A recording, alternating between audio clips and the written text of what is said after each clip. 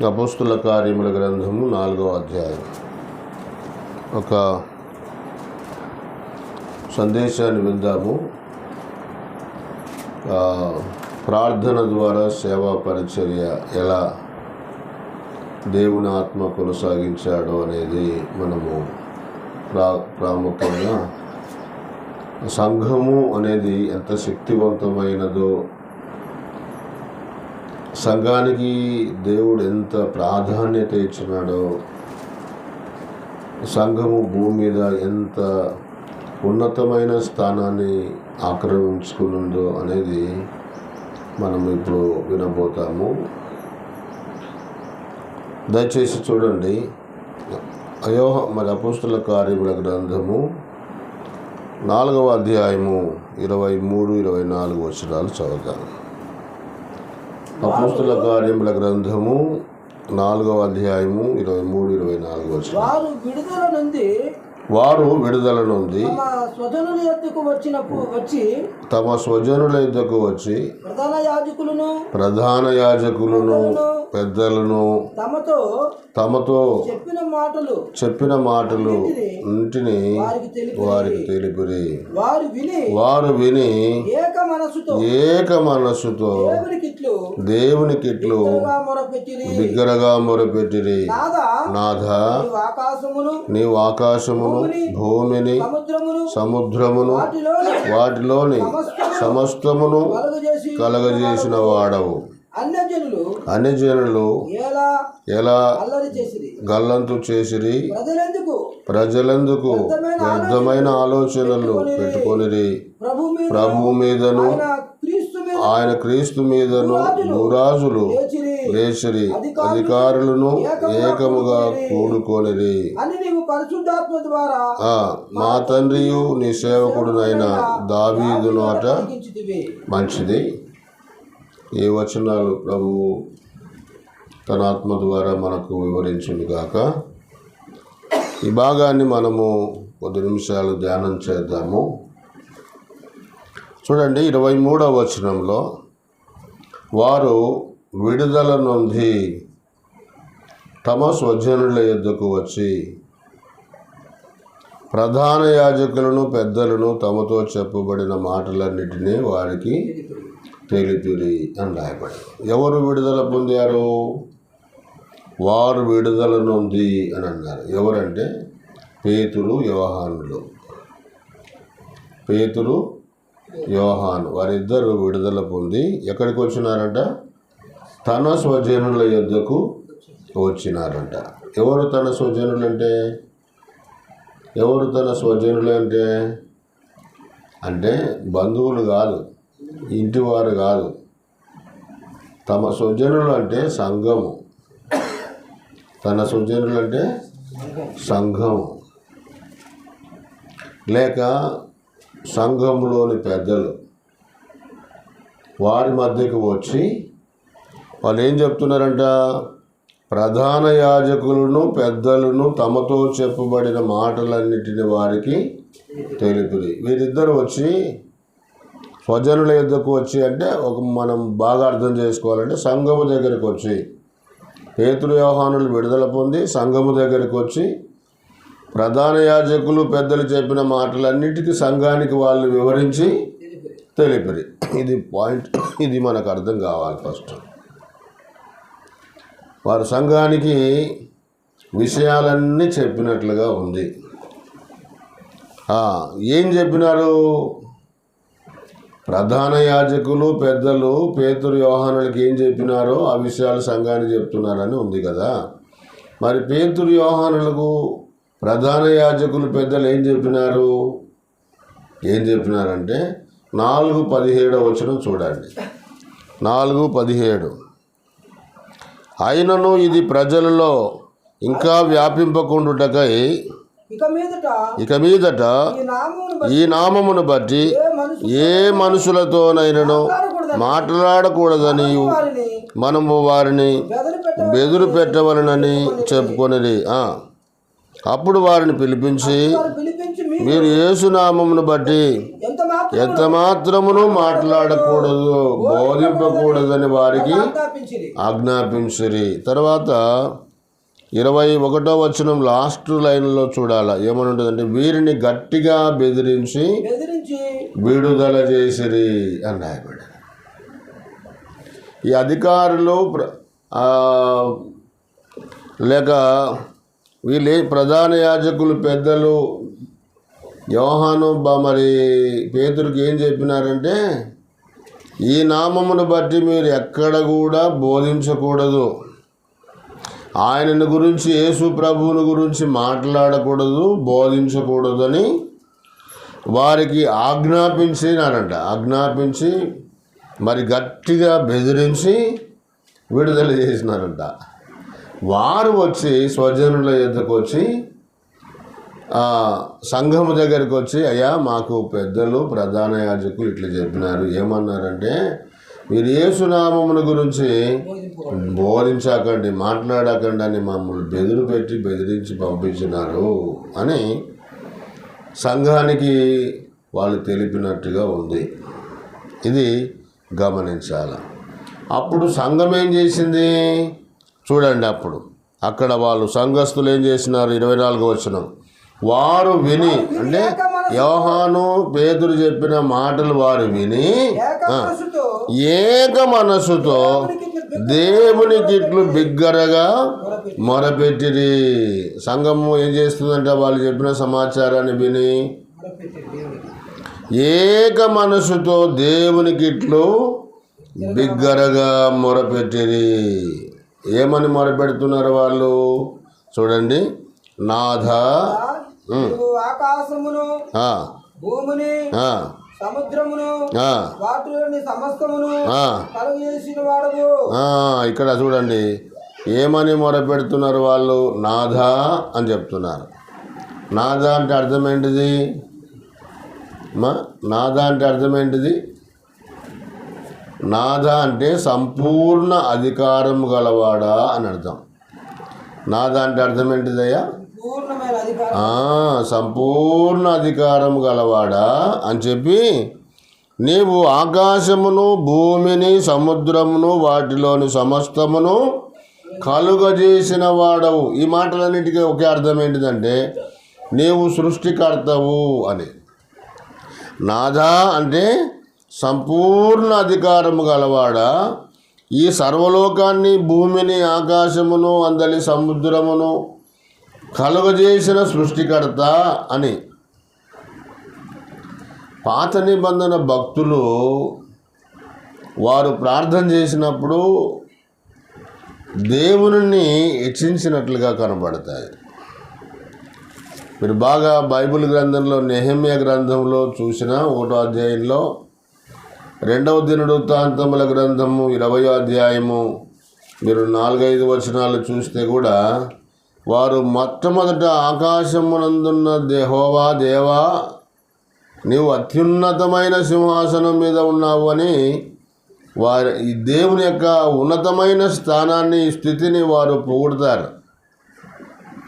ఇక్కడ కూడా సంఘము పేతురు యోహాను చెప్పిన విషయాలన్నింటినీ విని వాళ్ళు ఏమంటారంటే, సంపూర్ణ అధికారం గల దేవా నీవు సృష్టికర్తవు, నువ్వు భూమిని ఆకాశమును సముద్రమును కలగజేసిన వాడా అని వారు మొదట సంబోధిస్తున్నట్టుగా రాయబడింది.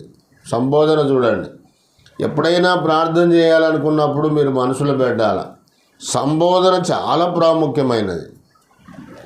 ఏదో నీ బంధువులక చుట్టాలక డైరెక్ట్ మనవులు చేసుకోకూడదు.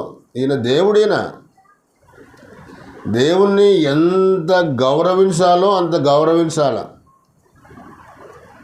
చాలామందిని చూస్తుంటే కదా, రెవరెండ్ పాస్టర్లు అనే వాళ్ళని కూడా డైరెక్ట్గా ఎట్లా సంబోధిస్తారు, యేసు ప్రభువా, యేసు యేసు యేసు అంటే యేసు కాదు ఆయన. యేసు అనేది మానవ నామం, అది రక్షకుడు అనేది. యేసు అంటే ఆయన రక్తమాంసములు భూమి మీదకి ధరించుకొని వచ్చిన నామం, అది యేసు నామం అది. కానీ ఆయన భూమి మీదకి యేసుగా రాకముందు ఆయన ఎవరు? అది గమనించాలి. ఒకసారి గాబ్రియల్ దూత ఏం చెప్తుందో తెలుసా? 2వ అధ్యాయం 10వ వచనం లూకాసు వార్తలో, ఇదిగో ఇదిగో ప్రజలందరికీ కలగబోవు మహా సంతోషకరమైన శుభవర్తమానం మీకు నేను తెలియజేస్తున్నాను. దావీదు పట్టణమందు రక్షకుడు అంటే యేసు, రక్షకుడు మీ కొరకు పుట్టి ఉన్నాడు. రక్షకుడు పుట్టి ఉన్నాడు అంటే ఆ యేసు ఆయన యేసు అంటే అర్థం రక్షకుడు అని. యేసు అనే రక్షకుడు పుట్టి ఉన్నాడు. ఈయన అంతకుముందు ఎవరు ఏమైనాడో ఇప్పుడు చెప్తున్నాడు అనమాట. ఈయన ప్రభు అయిన క్రీస్తు అని సంబోధి. రక్షకుడిగా పుట్టినాడు ఈయన, కరెక్టే యేసుగా. కానీ ఈయన ఎవరంట? ప్రభు అయిన క్రీస్తు. అది క్రీస్తు అనేది ఉన్నతమైన స్థానం అలంకరించబడుతుంది. పేతురు సువార్త చెబుతూ కూడా 2వ అధ్యాయం 38వ వచనం 36వ వచనంలో అపోస్తల కార్యంలో, మీరు సిలువ వేసిన యేసును అన్నాడు. ఆయన చంపబడడానికి, యేసు ప్రభు సిలువ వేయబడడానికి, రక్తం కార్చడానికి రక్తమాంసములు ధరించుకొచ్చినాడు. మీరు సిలువ వేసిన యేసును దేవుడు ఆయనను ఎలా హెచ్చించినంట? ఈయన ప్రభువుగాను క్రీస్తుగాను నియమించాను అంటాడు. యేసు ప్రభువు సామాన్యుడు కాదు. యేసు అనే పదము పలకడం నేను తప్పని చెప్పడం కాదు, కానీ ఆయనకి ఇవ్వవలసిన గౌరవం మనం ఇవ్వాలి. అది సంబోధన చాలా అవసరం. వీళ్ళు ఎలాగా సంఘము కూడుకొని వాళ్ళిద్దరు చెప్పిన సమాచారం విని ఏమని ప్రార్థిస్తున్నారంటే, సంపూర్ణ అధికారం గలవాడా, సృష్టికర్త అని సంబోధిస్తున్నారు. ఎంత మంచి మాటలు రాయబడినాయో చూడండి. అంతేకాదు అక్కడ వారు ఏక మనసుతో అనే మాట చాలా ప్రాముఖ్యమైనది. బిగ్గరగా ఇలాగ వారు ప్రార్థన చేసినారు. ఏమని ప్రార్థన చేసినారంటే, వాళ్ళు తెచ్చిన సమాచారాన్ని బట్టి వాళ్ళు ప్రధాన యాజకులు పెద్దలు ఏమైతే వీళ్ళని గట్టిగా బెదిరించి మాట్లాడకూడదు, బోధించకూడదని గట్టిగా బెదిరించిన విషయాలన్నిటినీ వీళ్ళు మరి ఏక మనసుతో వారు విషయాన్ని ఎత్తి ప్రార్థన చేస్తున్నారు. ఎలా చూడండి ఒకసారి 25వ వచనం, అన్యజనులు ఎలా గల్లంతు చేసిరి, ప్రజలెందుకు వ్యర్థమైన ఆలోచనలు పెట్టుకొనిరి, ప్రభువు మీదను ఆయన క్రీస్తు మీదను భూరాజులు. ఇక్కడ ఈ అధికారులు ఏకముగా కూడుకొనిరి అని పరిశుద్ధాత్మ ద్వారా ఏమన్నాడు? మా తండ్రియు నీ సేవకుడైన దావీదు నోట ఎక్కడ పలికించినాడంట? 2వ కీర్తనలో. 2వ కీర్తన ఎవరైనా చదువుతారా? 2వ కీర్తనలో ఈ వచనం ఉంటుంది. చదవాలి ఎవరైనా ఫాస్ట్గా. మొదటి వచనం, అన్యజనులు ఎలా అల్లరి, వ్యర్థమైన దారిని తలంచుచున్నారు.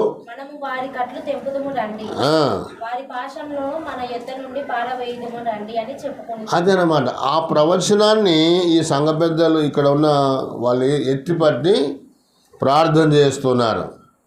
ఈ భూరాజులు అనే వ్యక్తులు ప్రభువు మీదను క్రీస్తు మీదను లేచిరి అన్నమాట. చూడండి, ఈ రోజుల్లో అది జరగడం లేదా? ఈ రోజుల్లో కూడా సేవకులకు జరుగుతుంది. ఈరోజు కూడా సువార్త ప్రకటిస్తుంటే చాలామంది మీద లేస్తున్నారు భూరాజులు, భూ సంబంధమైన వ్యక్తులు. యేసు ప్రభు నామం ప్రకటించకూడదు, మాట్లాడకూడదు. కొన్నిసార్లు బోర్లు పెడుతున్నారు, మీరు మా సువార్థికులారా మా ఊరికి రావాకండి, మా ఊర్లోకి రావాకండి అని. నిన్న కూడా మా సహోదరుడు పత్రికలు పంచుతుంటే ఒక అంగడిలో ఆయన ఏం చేసినంటే, కుంకుమ బొట్టు తీసుకొని నువ్వు పెట్టుకో ఇది అని అన్నాడంట. పత్రిక తీసుకోవాలంటే ముందు ఇది పెట్టుకొని నువ్వు అన్నాడంట.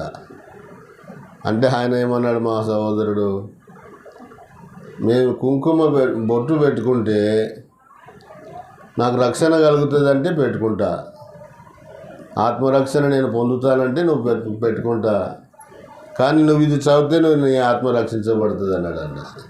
ఎంత మంచి మాట కదా.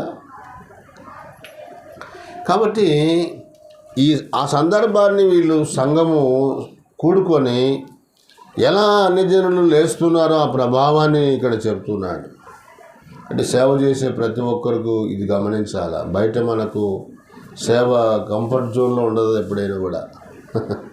మనకు అనుకూలంగా ఎప్పుడు ఉండదు, మన ఇష్టం వచ్చినట్టు జరగడానికి వీలుండదు. సేవ అనేది కత్తి మీది సాము లాంటిది. కాబట్టి ఇక్కడ ఆ విషయాన్ని వాళ్ళు లేఖనాన్ని ఆధారం చేసుకొని ప్రార్థన చేస్తున్నారు. ఎప్పుడైనా నీవు కూడా ప్రార్థన చేస్తే మీకున్న హృదయంలో ఉన్న ఆశలన్నీ కుమ్మరించకూడదు. లేఖనాలను ఆధారం చేసుకొని ప్రార్థన చేయాలి. అది దేవుని చిత్తానికి, దేవునికి అనుకూలంగా ఉండే ప్రార్థనలకు దేవుడు తప్పకుండా సాయం చేస్తాడు. ఇప్పుడు సపోజ్ జ్వరం వచ్చింది మన సహోదరులకి, మన ఇంట్లో ఎవరికైనా జ్వరం వచ్చింది అనుకోండి, మనం ఏం చేయాలా? యెహోవా దేవా తండ్రి స్వస్థపరిచి యెహోవాను నేనే అని మీరు చెప్పారు కదా, లేఖనం ఆధారం తీసుకోవాలి. ఏదైనా కూడా మనం ప్రార్థించినప్పుడు, సువార్త ప్రకటించినప్పుడు, ఒక స్తుతి కూడిక పెట్టినప్పుడు, ఒక సువార్త పెట్టుతున్నప్పుడు, ఏదైనా కూడా ప్రతిదానికి ఒక లేఖన ఆధారం ప్రమాణికం ఉంటుంది. వీళ్ళు కూడా 2వ కీర్తన తీసుకొని వారు దేవుని సన్నిధిలో మొరపెడుతున్నారు. లేఖన ఆధారంతో వారు దేవునికి ఏక మనసుతో ప్రార్థన చేస్తున్నారు.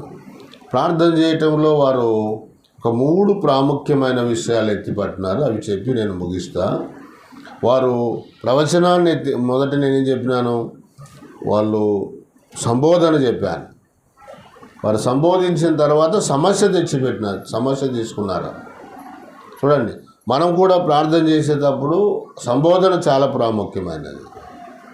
తర్వాత మనకు ఏ అవసరం ఉందో, ఏదే సమస్య ఏదో దాన్ని ఎత్తిపట్టాలి. అది లేఖనానుసారంగా మనం ఎత్తిపట్టి ప్రార్థన చేయాలి. ఇది తలంపు. వీళ్ళు ఏమని ప్రార్థన చేసినారంటే ఒక 3 విషయాలు ఎత్తి ప్రార్థన చేశారు. అవి నేను గుర్తు చేసి దాని ప్రతిఫలం కూడా పొందినారు. అది కూడా చెప్పి ముగిస్తా క్లుప్తంగా. చూడండి, అక్కడ వాళ్ళు ఏమని ప్రార్థన చేసినారంటే 29వ వచనం చూడండి. మంగ 27, 28 కాకుండా నేను ముందుకు దాటిపోతా.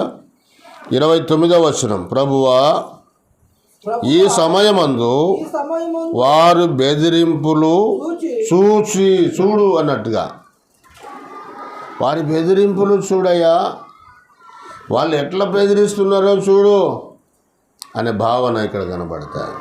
అంటే లేఖనాన్ని ఎత్తి నీ సేవకులను ఎలా బెదిరిస్తున్నారో, ఎలా అడ్డుపడుతున్నారో, నీ సంఘాన్ని, నీ సేవకులను పరిచర్యకు ఎలాగ బెదిరిస్తున్నారో చూడు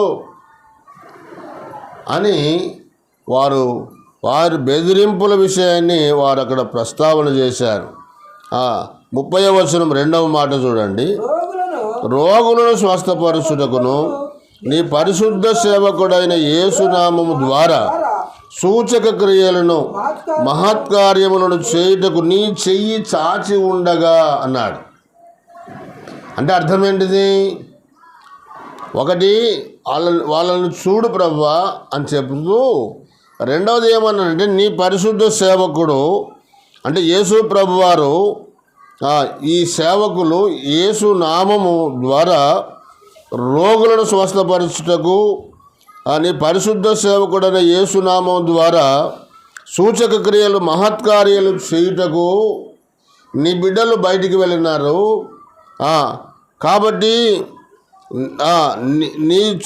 నీ చెయ్యి నువ్వు వారిని ఆధారం చేసుకొని ఈ అద్భుతాలు చేయడానికి నువ్వు చెయ్యి చాపావు అని అంటాడనమాట ప్రార్థనలో. నీవు అద్భుతాలు, సూచక్రియలు, కార్యాలు జరిగించటానికి నీ సేవకుల ద్వారా నీ చెయ్యి చాపావు, జరిగించు అన్నట్టుగా. అంటే నీ నామమున అద్భుతాలను, ఆశ్చర్య కార్యాలను జరిగించు, నీ చెయ్యి చాపావు కదా అని. జరిగింపుము అనే మాట, చూడుము అనేది ఒకటి, రెండవది నీవు నీ చెయ్యి చాపావు కాబట్టి జరిగించు కార్యాలు, నీ నామమున జరిగించు అని ప్రార్థన చేస్తున్నారు. రెండవది. మూడవది ఏం చెప్తున్నారు అక్కడ చూడండి. మూడవది ఏంటిదంటే చాచి ఉండగా నీ దాసులు బహుధైర్యముగా నీ వాక్యమును బోధించున్నట్లు అనుగ్రహించుము అన్నారు. 3 విషయాలు అక్కడ ఉన్నాయి చూడండి. ఒకటి చూడండి, ప్రభువా మీ చేయి చాపి కార్యాలు జరిగించండి. ఇది చాలా ప్రాముఖ్యమైన మాట. ఎట్లా ప్రార్థన చేయాలంటే, ప్రభువా పరిస్థితులు చూడండి, వాళ్ళు ఎలాగా బెదిరిస్తున్నారో. తర్వాత రెండవది, అయినా నీ సేవకుడు యేసునామము యేసుక్రీస్తు ద్వారా నీ సేవకుల ద్వారా నీవు అద్భుతాలు చేయాలని కోరిక కలిగి ఉన్నావు, మహత్కార్యాలు జరగాలని కోరిక కలిగి ఉన్నావు. నీ నామమున ఈ అద్భుతాలు చేయటానికి నీ చేయి చాపావు కాబట్టి జరిగించు. వాళ్ళ బెదిరింపులను చూసి నువ్వు ఆపు చేయొద్దు, నీ నామమున అద్భుతాలు జరిగించు నీ చేయి ద్వారా అన్నట్టుగా ఆ భావన ఇక్కడ చెబుతూ తర్వాత ఏమన్నారు, నీ దాసులు బహు ధైర్యముగా నీ వాక్యమును బోధించున్నట్లు అనుగ్రహించుము. చాలా శ్రేష్టమైన పదాలు వాళ్ళు విజ్ఞాపన లేక ప్రార్థన చేస్తున్నారు చూడండి. వారి బెదిరింపులు చూసి నువ్వు మౌనంగా ఉండగయ్యా, నీవు అద్భుతాలు చేయి, అద్భుతాలు జరిగించు, సూచక్రియలు జరిగించు, మహత్కార్యాలు జరిగించు అని చెబుతూ నీ దాసులు బహుధైర్యముగా సువార్త ప్రకటించడానికి కృప అనుగ్రహించు అని ప్రార్థిస్తున్నారు. ఇక్కడ వాళ్ళు నీ దాసులు బహుధైర్యముగా వాక్యాన్ని ప్రకటించడానికి అంటే వాళ్ళకి ఇప్పుడు పేతురు యోహానులకు ధైర్యం లేదనే నాకు తెలిసి ఇక్కడ సందర్భం వాళ్ళు చేసే ప్రార్థనలో, పెద్దలు చేసే ప్రార్థనలో పేతురు యోహానుకు ధైర్యం లేదనే ఉంది. ఎట్లా చెప్పవచ్చు? మీరు ఒక వచనం చూడండి, 19వ వచనం 4:19. అందుకు పేతురు యోహానులు వారిని చూచి పేతురు యోహానులు వారిని చూచి అంటే దేవుని మాట వినుట కంటే మీ మాట వినుట దేవుని దృష్టికి న్యాయమా? మీరే మేము కన్నవాటిని విన్న వాటిని చెప్పక ఉండలేమని వారికి ఉత్తరం ఇచ్చిరి. ఈ ప్రధాన యాజకులకి వీళ్ళకి పెద్దలతో వీళ్ళు ఏం చెప్తున్నారు తెలుసా? మేము దేవుని మాట వినటం మేలా, నీ మాట వినటం, మీ మాట వినటం మేలా? వాళ్ళు పలికేది ఎవరి దగ్గర తెలుసా? ప్రధాన యాజకులు, పెద్దలు, వాళ్ళు మరి అధికారులు, వాళ్ళ దగ్గర చెప్తున్నారు వీళ్ళు. దేవుని మాట వినాలనా, మీ మాట వినాలనా? దేవుడు గొప్పవాడా, మీరు గొప్పవారా? చూడండి ఎంత ధైర్యం ఉంది వాళ్ళ కాడ అని చెప్తూ మేము కన్నవాటిని విన్న వాటిని చెప్పక ఉండలేము అన్నారు. కన్నవాటిని విన్న వాటిని అంటే అర్థం ఏంటిది? కళ్ళతో చూసినవి, చెవులతో విన్నవి.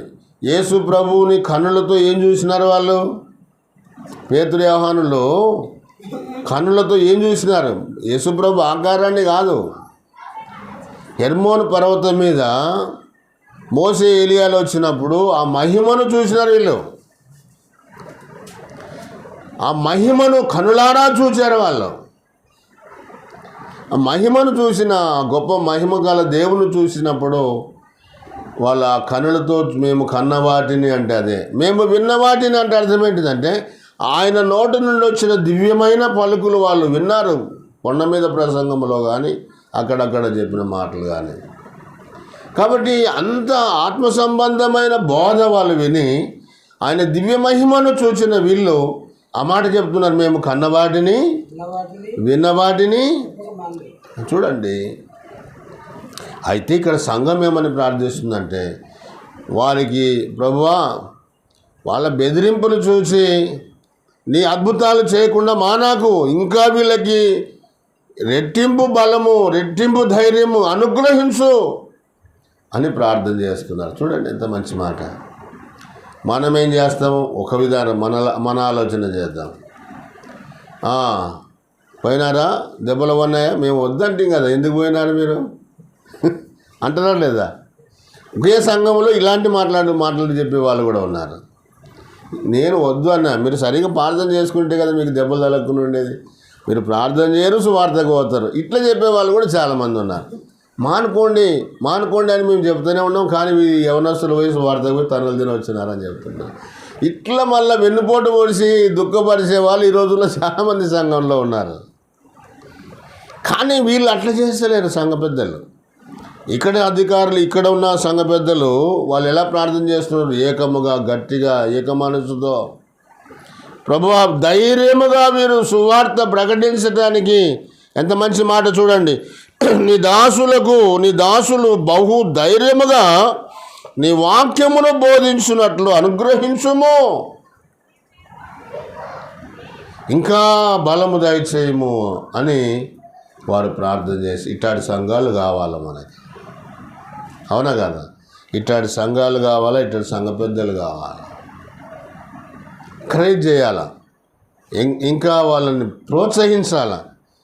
నేను చాలాసార్లు చెప్తుంటే కల్లూరులో సంఘంలో ఒక వ్యక్తి ఒక సేవకుని దూషించినారంటే అది మనకు ఆశీర్వాదమే.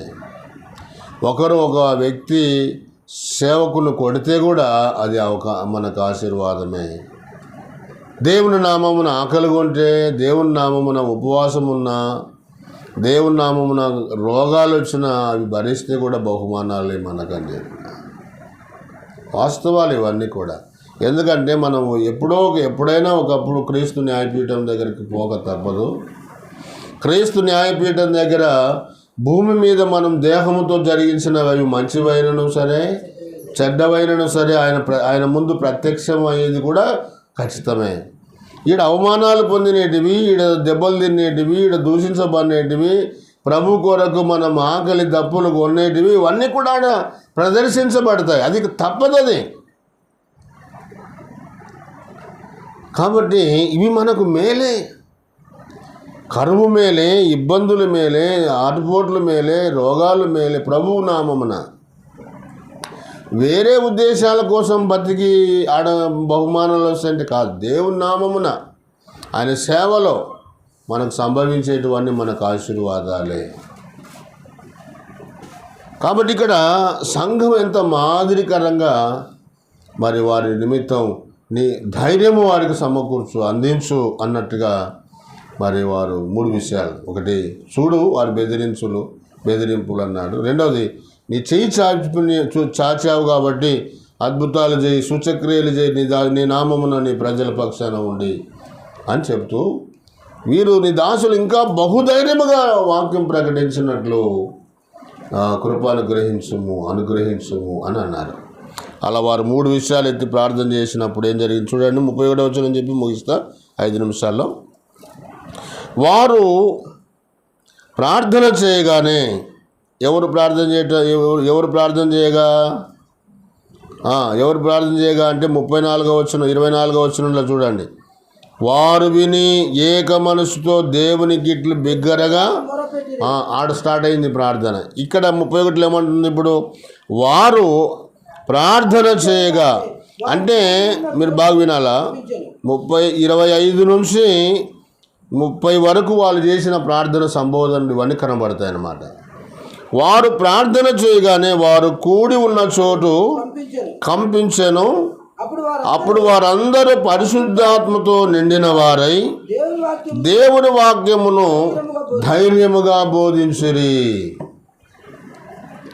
చూడండి, ఇక్కడ వారి ప్రార్థనకు జవాబు, ప్రతిఫలం వచ్చింది. మీరు బాగా గమనించాలి. వారు ప్రార్థన చేయగానే వారు కూడి ఉన్న చోటు కంపించెను. అప్పుడు వారందరూ పరిశుద్ధాత్మతో నిండిన వారై దేవుని వాక్యమును ధైర్యముగా. వారు ప్రార్థన చేయగానే 1, 2 వారు కూడిన చోటు కంపించెను. 2 వారందరూ పరిశుద్ధాత్మతో నిండిన వారై దేవుని వాక్యమును ధైర్యముగా బోధించిరి అని మాట రాయబడింది. ఇక్కడ ఒక ప్రశ్న, దేవుడు వారి ప్రార్థన విన్నాడు అనడానికి ఆధారమేమి? దేవుడు వారి ప్రార్థన ఆలకించినాడు, విన్నాడు అనడానికి ఆధారమేమి?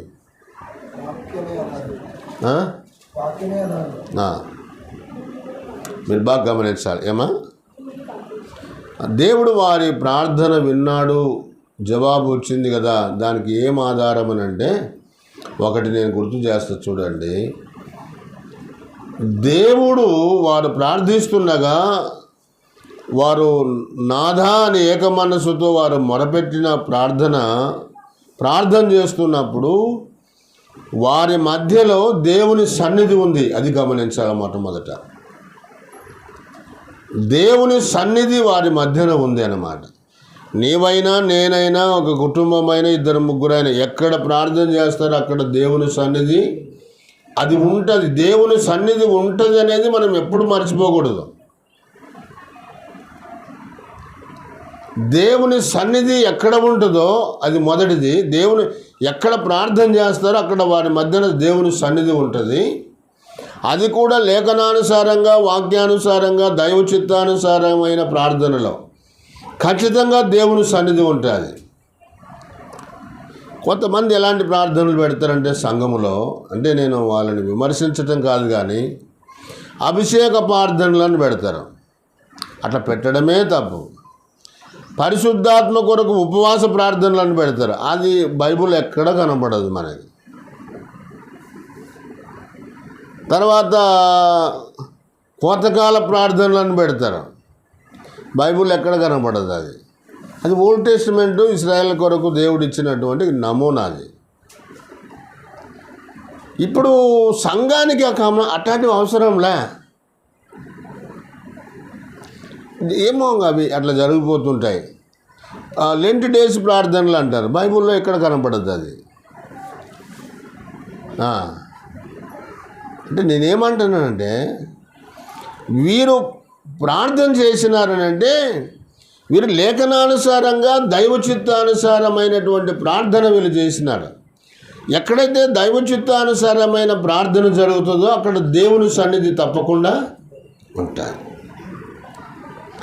మొదటిది అక్కడ దేవుని సన్నిధి ఉంది. ఇది మన మనసులో పెట్టాలి. రెండవది దేవుని సన్నిధి ఎక్కడ ఉంటుందో అక్కడ దేవుని శక్తి రిలీజ్ అవుతుంది. దేవుని యొక్క శక్తి విడుదల చేయబడుతుంది. ఇది గమనించాలి. అక్కడ దేవుని శక్తి విడుదల చేయబడి ఏం జరిగిందంటే భూమి కంపించింది అన్నమాట. మీరు బాగా గమనించాలి. వారి ప్రార్థనకు జవాబు వచ్చింది అనడానికి ఆ భూమి కంపించబడింది. తర్వాత వారు దేవుని ఆత్మ పరిశుద్ధాత్మతో వారు నింపబడినారు. పరిశుద్ధాత్మను గురించిన అవగాహన చాలామందికి లేదు. ఒకసారి మనం ప్రభువును విశ్వసించినప్పుడు క్రీస్తు శిలువను అంగీకరించి నా కొరకు మరణించి తిరిగి లేచినాడని ప్రభు అయిన యేసుక్రీస్తునందు ఆయనను విశ్వసించినప్పుడు దేవుని ఆత్మ మనలోనికి వస్తుంది. యేసు ప్రభు కాకుండా వేరే రకంగా పరిశుద్ధాత్మను మన హృదయంలోకి రాడు. ఇది మన మనసులో పెట్టాలి. నువ్వు పరిశుద్ధాత్మ కొరకు ఉపవాస ప్రార్థనలు పెడితే పరిశుద్ధాత్ముడు రాడు. నువ్వు 10 రోజులు ఉపవాసం ఉండి కూడా పరిశుద్ధాత్ముడు రాడు. ఏ ఆధారాన్ని బట్టి పరిశుద్ధాత్మ మన హృదయంలోకి వస్తాడంటే యేసుక్రీస్తు యొక్క మరణము, సమాధి, పునరుత్థాన ఆ కార్యాలు వింటూ ఉండగా ఆ కార్యాలు యేసు ప్రభు కార్యము ద్వారానే ఆత్మ మనలోనికి వస్తాడు. యేసు ప్రభు ద్వారా కాకుండా ఇంకే రూట్లో కూడా పరిశుద్ధాత్మ మనలోనికి రాడు. మీరు కావాలంటే 7వ అధ్యాయం యోహాను సువార్త చూడండి. యేసు ప్రభు నందు విశ్వాసము ద్వారా పొందబోవు ఆత్మను గురించి అని రాయబడి ఉంటుంది. అవును, పరిశుద్ధాత్ముడు ఎట్లా కార్యం చేస్తాడంటే ఆయన మరణాన్ని గురించి, ఆయన సమాధి గురించి, పునరుత్థానాల గురించినప్పుడే పరిశుద్ధాత్మ మనలోన రక్షణ కార్యం జరిగిస్తాడు. ఒకసారి ఒక వ్యక్తి ఆత్మచేత రక్షించబడిన తర్వాత పరిశుద్ధాత్మతో దినదినము నింపబడుతూ ఉండాలి. ఇక్కడ వారు పరిశుద్ధాత్మతో నిండిన వారని ఉంది. నిండిన వారంటే అర్థం ఏంటిది? ఈ కార్యక్రమము, ఈ ప్రాసెస్ అనేది ఎప్పటికప్పుడు జరుగుతూనే ఉండాలి. వాళ్ళ ఆత్మను పొందినారు పెంతెకోస్తు రోజు, కానీ అంతటితో ఆగిపోతుంది. ఆ ప్రాసెస్ అనేది ఆత్మతో నింపబడడం అనేది అది కంటిన్యూ ప్రాసెస్ అన్నమాట. నువ్వు దినదినము ప్రార్థన చేసే కొద్దీ నీ శరీరము, నీ ప్రాణము ఆత్మ స్వాధీనంలోనికి వస్తూ ఉంటుంది, నింపబడుతూ ఉంటాం. దాన్నే మహిమ నుండి అధిక మహిమ అంటారు. కాబట్టి వారు ఇంకా పరిశుద్ధాత్మ శక్తితో నింపబడినారు. దేవుని వాక్యాన్ని ధైర్యముగా బోధించినారు. చూడండి, అట్లంటే మనం ఇంకా ఎంత పరిశుద్ధాత్మతో నింపబడాలో చూడండి. అవునా? ప్రార్థనా జీవితంలో ఎక్కువ ప్రార్థన చేస్తే దేవుని ఆత్మతో మనం నింపబడతాం. ఎక్కువ మన లోపాలు తెలియబడతాయి ప్రార్థనలో. మనం ఎలా తప్పుదారిలో ఉన్నామో, ఏ ఆలోచనలో ఉన్నామో, లేఖనానుసారమైన ఆలోచనలో ఉన్నామా, లోక సంబంధమైన ఆలోచనలో ఉన్నామా, ఇవన్నీ ప్రార్థనలో తేడబడతాయి. మనకు కావలసినంత ఆత్మ నింపుదల ఉందా లేదా అనేది కూడా తెలిసిపోతుంది. దేవుని సేవ కావలసినంత శక్తి నడిపింపు నాకు ఉందా లేదా అనేది కూడా తెలిసిపోతుంది ప్రార్థనలో. అలా ఇవన్నీ ఏం తెలియకుండా మనము సేవ అని పోతే దేవుడు మనల్ని వాడుకోలేడు. వాళ్ళు చూడండి ఎట్లా ప్రార్థన చేసినారో చూడండి. వారు దేవుని ఆత్మతో నింపబడి దేవుని వాక్యమును ధైర్యముగా బోధించుడి. దేవుని వాక్యమును ధైర్యంగా బోధించుడి. అన్ని జనుల మధ్య, రాజుల మధ్య, అధికారుల మధ్య మన వాక్యాన్ని బోధించాలంటే మన శక్తి, మన సొంత జ్ఞానము ఎందుకు పనికిరాదు. మన లోపల తగినంత ప్రార్థన, సహవాసము, పరిశుద్ధాత్మ నింపుదల, నడిపింపు, వాక్య జ్ఞానము ఇవన్నీ ఉండాలి. వాక్యము లేకుండా, దేవునితో సహవాసము లేకుండా, పరిశుద్ధాత్మ నింపుదల లేకుండా మనం దేవుని కార్యాలు ఏవి కూడా చేయటం అసాధ్యం. కాబట్టి ఇక్కడ వారికి సంఘము వారిని ఎత్తిపట్టి ప్రార్థన చేసినట్లుగా రాయబడింది. విషయాలన్నీ తేటగా అక్కడ రాయబడినాయి. మీరు అలా ప్రార్థన చేసినప్పుడు విశ్వసించిన వారందరూ ఏక హృదయమును ఏకాత్మ గలవారై ఉండాలి. అంటే వాళ్ళలో యూనిటీ ఇంకా పెరిగింది, వాళ్ళలో ఐక్యత ఇంకా పెరిగింది. ప్రార్థన సహవాసంలో సంఘం ఉండడం చాలా అవసరం. దేవుని సహవాసంలో ఉండటం చాలా అవసరం. కాబట్టి ఈ భాగంలో మనం గమనించాల్సింది ఏంటంటే సంఘ ప్రార్థన ఎంత బలమైనదో అది చెప్పాలి.